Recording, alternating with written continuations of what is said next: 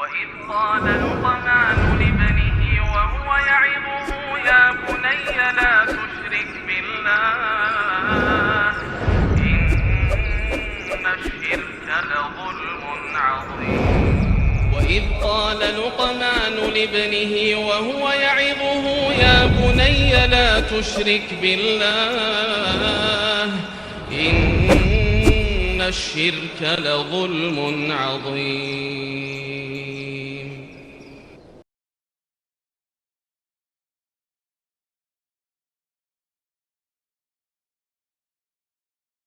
Kemudian di sini ada berikutnya, almaratu hal takhtatinu amla, wanita apakah dikhitan apa tidak.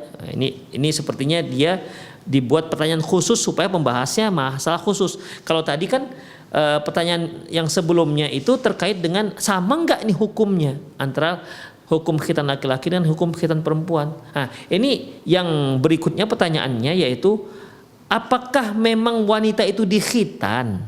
Nah, itu dia. Apakah memang wanita itu khitan?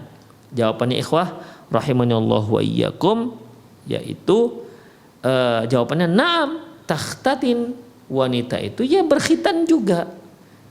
Demikian. Wa khitanuha an tuqta'a 'alal jildah allati ka'urfil dik, yaitu memotong bagian ujung kulit yang bentuknya seperti jengger ayam. Sebagaimana sabda Rasulullah SAW di khafidah wa ya khatinah, yaitu sebagaimana Rasulullah memerintahkan kepada ibu-ibu yang tukang khitan, apa kata beliau? Ashmi wala tanhaki, potonglah tapi jangan kebanyakan. Fa innahu abhalil wajhi, karena hal itu bisa mencerahkan wajah, wa ahsalahu indal zauj, dan menyenangkan di sisi suaminya. Demikian ikhwah rahimanallahu wa iyyakum, ya. Kemudian wa yu'ayyiduhu anna khitanal unsa kana ma'rufan inda ahdin Nabi SAW. Demikian juga bahwasanya khitan, wanita yang berkhitan itu sudah masyhur di zaman Rasulullah sallallahu alaihi wasallam. Wa lam yanha anhu, beliau enggak melarang.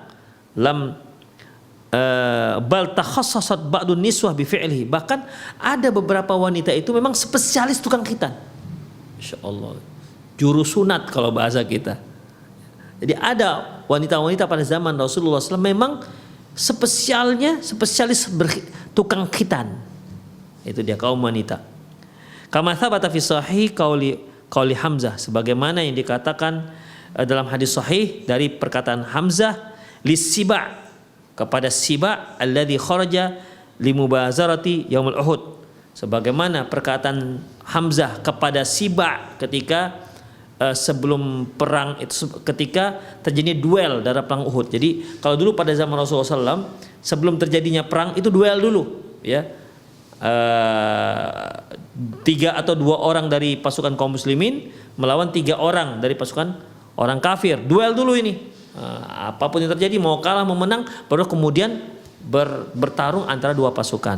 Ini terjadi pada perang Uhud. Dia duel dulu, sama seperti perang Badar. Duel dulu, ya. Dan duel ini dimenangkan oleh pasukan kaum muslimin.